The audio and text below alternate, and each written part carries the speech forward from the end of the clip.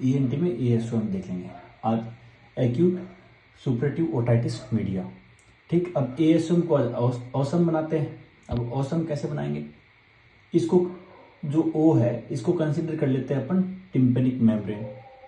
इसके अंदर फ्लूइड भरा हुआ है, ठीक है, स्टेराइल फ्लूइड भरा हुआ है। इसके अंदर कौन सा फ्लूइड है, स्टेराइल फ्लूइड।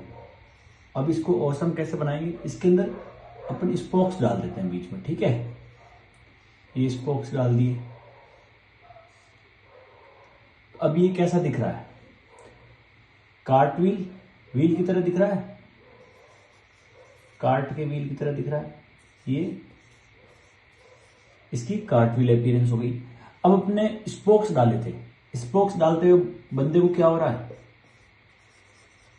पेन हो रहा है, प्लस इतना पेन हो रहा है उसको सुनाई देना बंद हो गया, पेन प्लस हियरिंग लॉस। ठीक, अब जब स्पोक्स डाले तो ये थोड़े बहुत बाहर आ गए थे, ठीक है, यानी कि बल्जिंग हो गई इनकी, ये यहां पे ऐसे मान लो बल्जिंग हो गई ओ पे। ये क्या हो गया, यहां पे बल्जिंग हो गई।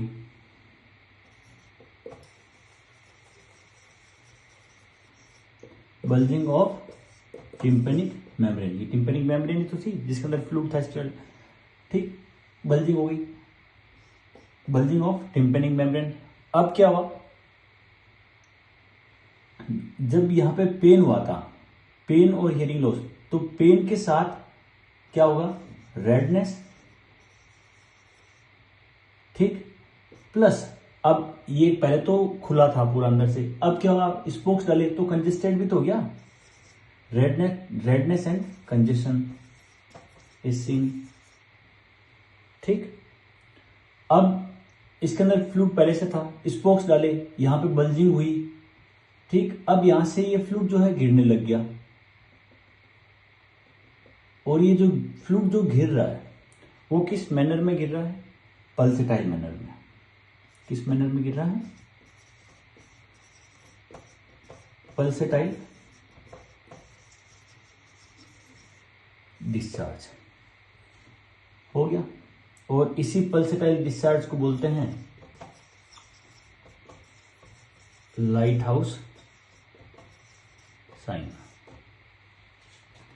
ये तो हो गए इसके सारे साइंस एएसओ के, ठीक। अब इसकी कॉम्प्लिकेशंस भी हो सकती है, अगर ये फ्लूइड नहीं निकलता, अंदर ही रहता sterile fluid up to 2 to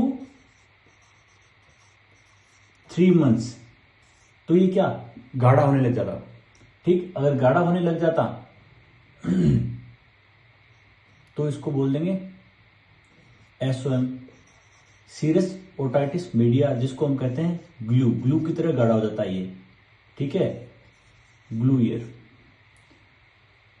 ये हो जाता पहली कंडीशन। दूसरा, इसमें परफोरेशन हो जाता, ठीक, वो कॉम्प्लिकेशन हो जाती CSOM, chronic superlative otitis media, ठीक है, ये इसकी 2 कॉम्प्लिकेशंस हो जाती है। ट्रीटमेंट की बात करेंगे तो ट्रीटमेंट इसके अंदर दे देंगे अपन एंटीबायोटिक्स, कोई भी सपोर्टिव ट्रीटमेंट हो गया, और इनकेस अगर फ्लूइड बाहर नहीं निकलता है, ठीक है, मायरिंगटोमी कर देंगे, यानी कि जे शेप इंसिजन लगाते हैं, ठीक है, वो करना होता है।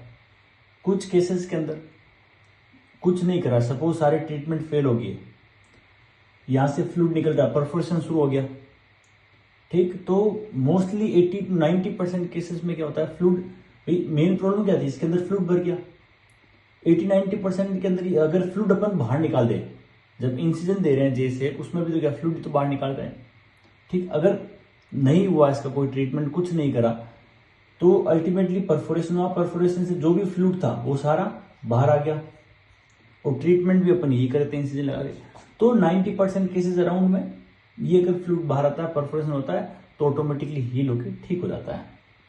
ये हो गया आज का एएसओ और इसकी कॉम्प्लिकेशन एंड ट्रीटमेंट।